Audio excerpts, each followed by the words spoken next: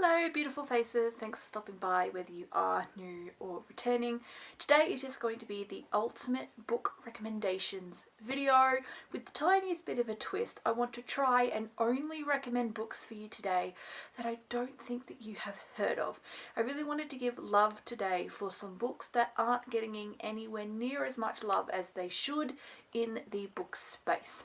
So you're not going to hear about stuff that you have most likely already heard about. I want to try today and only recommend stuff, like I said, that I doubt you've heard of, or, because I can't guarantee you've not heard of none of these. You may have heard of a couple of these. Like I said, it's either going to be I doubt you've heard of it, or possibly you have, but it doesn't get anywhere near as much love as it should. So yeah, let's just jump right in. The first book is Girl Abroad by Elle Kennedy. Now, you have most likely heard of Elle Kennedy before because she wrote the Off-Campus series and she wrote the spin-off to that, the Briar U series, and then the second generation to that, the Campus Diaries. But name an Elle Kennedy book that doesn't come from that series. She has written other books that are not a part of that series, which I doubt you've heard of those. So, Girl Abroad, I love this book. I genuinely love this book. I think I gave this book 4 stars. So, this is a standalone book that she wrote about a girl from America who goes to the UK to study. And originally she thinks that she's roommating with girls, but turns out she's actually roommating with boys because they all have gender neutral sorts of names. So this girl Abby, and it's not short for Abigail, it's actually just Abby, and she's named after Abbey Road, which is the studio that the Beatles did that one album in. It's like a thing. So she got named after Abbey Road, and then she rooms with these 3 guys, Jack, Jamie, and Lee. So, obviously, that could be because Lee could be a name for a girl, but in this case, it's named for a boy. There's a little bit of a love triangle in here because she falls for one of the roommates, and she also falls for, a friend of the roommates. And it goes from there. She's got to try and, pick which one that she wants to end up being with, because she does eventually need to pick out of the 2. It is also great if you're a little bit of a history buff. The only thing that brought this book down for me is I'm personally not a history buff, and so there was some stuff in here that I personally just found to be the tiniest bit boring, just because I'm not a history buff, so I don't care. But if you're into that, you'll also really love this. It's not just like that. There's obviously they go out and they do normal things drink alcohol and shit. I really just love this book, and it's great if you want a one and done. This isn't even a part of an interconnected series. It's literally one and done. Have your fun. That's it. One singular book and you're good to go. And I loved it. If you love cute fluffy sorts of books, obviously there's emotion and depth to this, but if you just normal fluffy sorts of romance, because obviously a lot of books today, I tried to include a plethora of different genres. So if you just want a cute little romance, I would suggest reading this one. Next, I want to talk about My Roommate is a Vampire by Jenna Levine. I think it's Levine or Levine, I don't know. I say Levine, but if I'm not saying it right, let me know. But anyways, My Roommate is a Vampire. I read this last year and I fell in love with it and gave it 5 stars. I am obsessed with this book. This is a part of an interconnected standalone series. There has been a sequel recently released, which I'm yet to read, but I mainly just want to talk about this first book. I can't judge the sequel because I've not read it yet. I probably would still recommend it, but I really just want to talk about this first book here. So this follows a girl, and it also follows a vampire. Now, this is technically, I guess, romantic, but it's not really big. This is 85% just a regular. It just so happens that he's a vampire. So what I like about this book, actually, before I get into the plot, is that it's kind of yeah, there's the tiniest bit of a fantasy element in there, but hardly. This is a great bridging book. So if you're somebody that really just likes romance and you don't really read anything else, but you want to try fantasy, this would be a good, like I said, a bridging book, because there's still a lot of romance in here. but there is like that tiny fantasy element so that you know what you're getting yourself in for if later in life you'd like to try more intense like fantasy, like maybe you want to read Fourth Wing next after this. Or if you're somebody that heavily just reads like fantasy and romancy and you really want to try like a romance book, I would definitely say that this is more romance than fantasy, but there is still like that little fantasy element which would keep like the fantasy lovers happy. But if they want to maybe try reading a normal fluffy romance, like again, great bridging book this is. Anyways, so this vampire, his name is Frederick. He accidentally gets put in a coma by his friend and is in there for over 100 years. So he leaves behind writing letters and riding horses. Like back then. He wakes up to cars, the internet, television, and has no idea what any of that is. Like, does not know. And he just wants to fit in and blend in and live his cute little life. So he wants to have a roommate live with him. He obviously specifically wants a human roommate who can teach him about the modern world. That's where our female main character comes in, and it goes from there. And I loved it. They write cute little letters to each other because old habits die hard, and just, it's like the cutest. I recommend this book to so many people. There's like even people in real life, oh, what's a really good book that you read? This one. This one. It does not get enough love. I love this book so much, and everyone needs to read this. Please, please read this. Moving on to probably the most unknown books that will be spoken about in today's video. And it's the only dark romance I'll be mentioning, because basically every other dark romance I've read besides the one I'm about to hold up, very well known. I'm in like Marina Ken Jr. right now, and who the hell hasn't heard of her? And yeah, but so this is the Dolls and Douchebags series by Madeline Faye. This is a 5-book series, but as you can clearly see, the books are really, really thin. Take you, I don't know, for me, I mean, because everyone reads books differently, no more than like a day or two to read these each. Like, I think the first book I did read in a day, and then every other book I think I took no more than 2, maybe 3. Like, seriously, like, I finished these so quickly because just of how thin they are. So these are really dark. So this is not like beginner friendly dark romance. This is like, I would say, intermediate. So this is if you've read all of the beginner friendly stuff and you would like to try something more intense. Also, if you would like to try something that I doubt you've heard of. Also, if you would like to try something that isn't thick. If you just love like quick, thin books, may I present to you the Dolls and Douchebags series, because it is literally quick, thin books, but they definitely jam-pack a lot of good spice, a lot of good plot, action-packed scenes. So our female main character, she's basically been grown up and raised in this biker club, but not willingly. She really doesn't like it there. A lot of stuff, I don't really want to go too much into it because I don't want to spoil stuff, but that stuff happens and it's not good at all. And there's like this caretaker lady, this old lady that like helps her escape. That's fine, that's not really a spoiler. And then she ends up at what she believes to be her biological mother's house. And there's like this guy that lives there, and he's got these like really close friends of his that are always around. And it goes from there. They don't like her at first, so it is a little bit enemies to lovery. They really don't like her at first because they're, who are you? Who do you work for? Why are you here? Because they're not really your clean, pristine family either. There's a lot of shit going on with all 4 of the, like, the mates' families. Like, it's all, like, dark, sick, and twisted. And I love these. I absolutely love them. I don't love the covers because it is just your classic, like, let's just get a hot naked guy to like pose. But I absolutely love this book. I doubt you've heard of it. I actually personally, for this series, have not heard a singular review for it except for my own review of it. I would love to hear somebody else's review, but I just don't think I've seen one.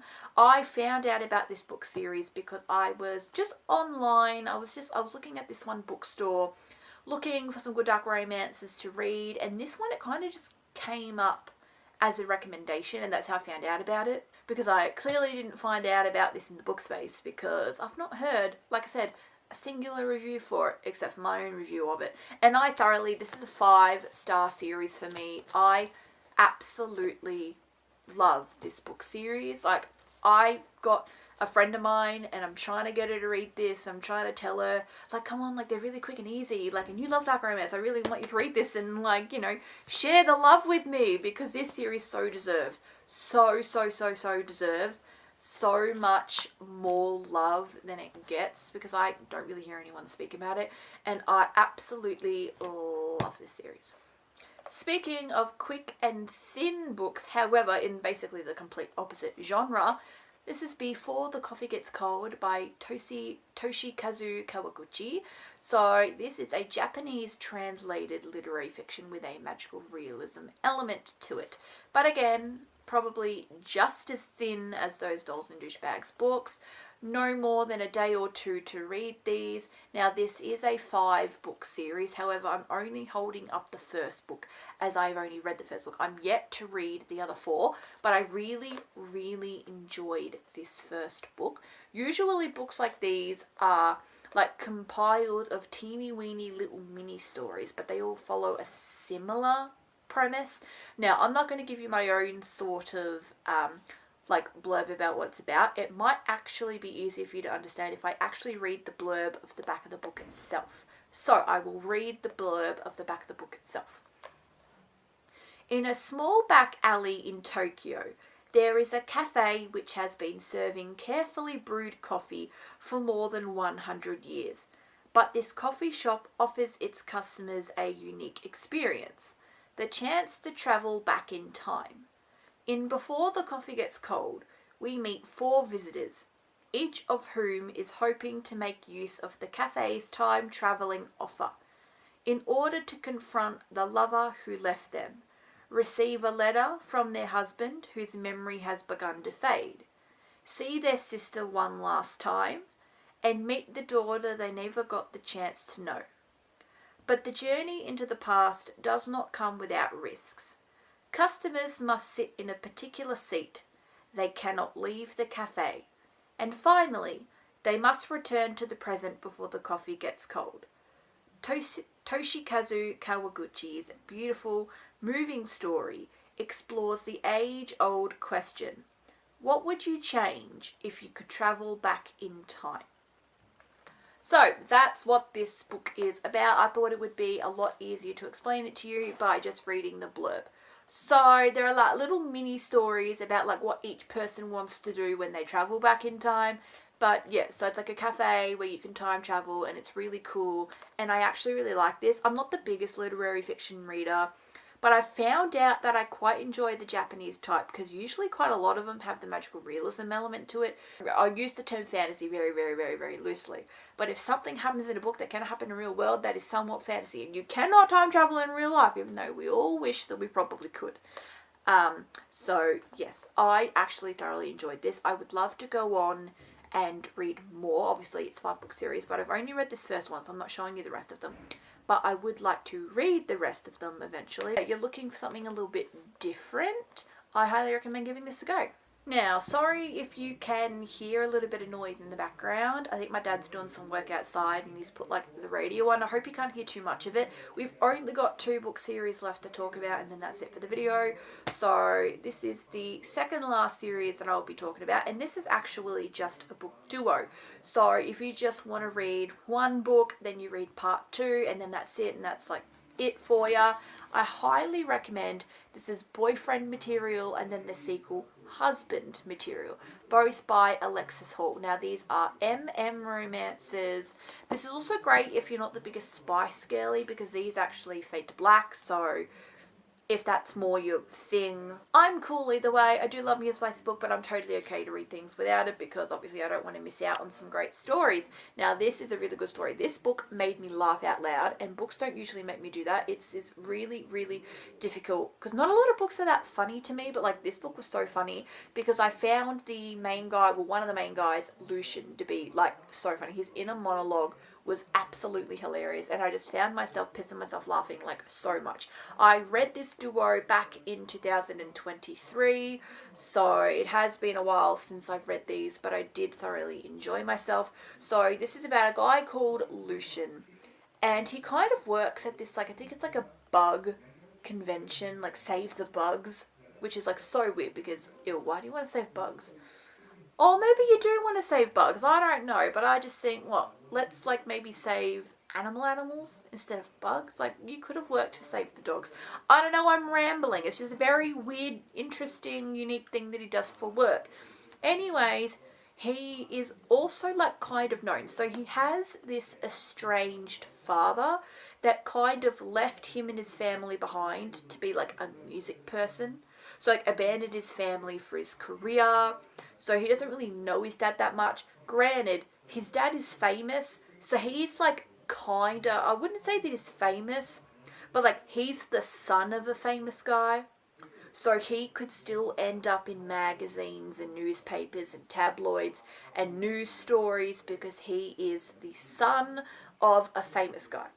So he has a little bit of scandal, and he like ends up, like I said, he ends up on, like, I think he ends up in a newspaper or whatever. He ends up somewhere, and work is like, well, like, you know, you need to clean up your act. It's one of those you need to clean up your act sort of stories, but make it MM. So he needs to get himself a good, dutiful boyfriend that will help him clean up his image. So in comes in the other MMC, Oliver, who's that good, dutiful boyfriend. They don't really like each other in the beginning, you know, it's like rivals to lovers, and then obviously goes from there. A little bit of fake dating, turned into real dating, because that's how all fake dating goes. And I absolutely loved it. I thought it was great. Really, really, really liked this book. I thought it was so funny. I love the plot too. Like, I don't talk about this book series anywhere near as much as I probably should, and I don't think anyone else is talking about this book duo as much as they should. So this is the first book, like I said, it's called Boyfriend Material. Then when you're done, you go into the sequel. So this is Husband Material. So this is about, obviously, the pressures of getting married. So this is a little different, because the first book is like obviously how they meet and them getting together, blah blah blah. In this book, clearly they're already together. So this is more about like the pressures of marriage. Like, a lot of their mates are getting married, and so they're like, oh fuck, like, are we supposed to get married now? But like, are we ready for marriage? Like, you know, do we want to get married because we want to get married, or are we just getting married because everybody else is getting married? You know, like, so it's kind of like that. And then they're also invited to like their ex's wedding, and it's like the most awkward thing ever. And yeah, I loved this as well. Oh my god, this was so good as well. Like, don't sleep on Husband Material. I think this is even more slept on than Boyfriend, because this is also just as good. I can so imagine seeing these two being made into movies. I think this would be a great, like, imagine like a gay rom-com. This would be so good as a rom-com movie. I would die for this to be made into like a rom-com movie. I think it would be, oh my god, it would do so well. I already see it now. It would do so well, and I absolutely love this book duo so much. Lastly, for all of you romantasy lovers out there, this is the Filthy Rich Vampire series by Geneva Lee. This is, oh my goodness, this is so good. I think overall I've given this maybe like a 4-star. I think I do prefer book 1 and 2 over book 3 and 4. Like, the 4th book has a very, very different feel from the first book. Hilariously, the 4th and final book is my least favourite of the 4. But I didn't like it any less. Like, it's still a good 4-star series overall, but I think I actually weirdly prefer, like the first 2 books, in my personal opinion, are like the best 2.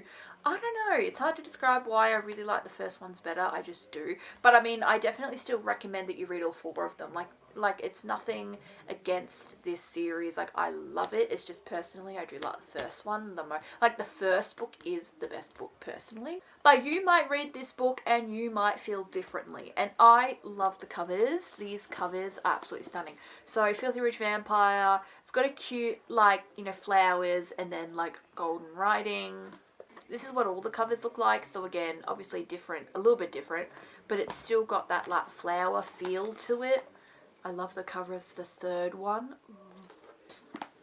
And then this is the cover of the fourth one, which I love this as well. This is just great and I love it. So it's all like filthy rich vampires. I love this series though. This is a really great romantic series. So this is about a girl. It's kind of like, you know, human girl getting with a vampire. It is found out a little bit later in the series that she's not actually fully human though. And it was like unexpectedly spicy. I went into this blind, so like I didn't really know anything. I thought the cover was pretty and I just bought it. I knew nothing. Literally, I just knew that it was a vampire book because the title was literally called Filthy Rich Vampire, and that was all that I knew. So besides the fact that it was like, I clearly had a feeling that it was going to be a bit of a fantasy vampire book, that was all I knew about the book. So I didn't know what was going to be inside. I had no idea what the plot was going to be like, whether there was going to be spice or no spice. I had no idea what I was in for. And I thoroughly enjoyed myself. Oh my god, I thoroughly enjoyed myself. So there is spice in this, so obviously take that with what you will if you enjoy spice or if you would prefer not. It's not something that is like dire and like it's not spice driven or anything like that, so even if you're not the biggest spice girly, if you get to a scene like that, you could just skip a couple of pages. It's not going to ruin the book for you. I still recommend reading because there is an amazing plot in here. I really enjoy the storyline of this. It's kind of like I say, spice is a fun little bonus. Because what do two people who are adults like to do for fun when they're alone? Like, come on, we're all human. So I thoroughly enjoyed my time while reading this book series.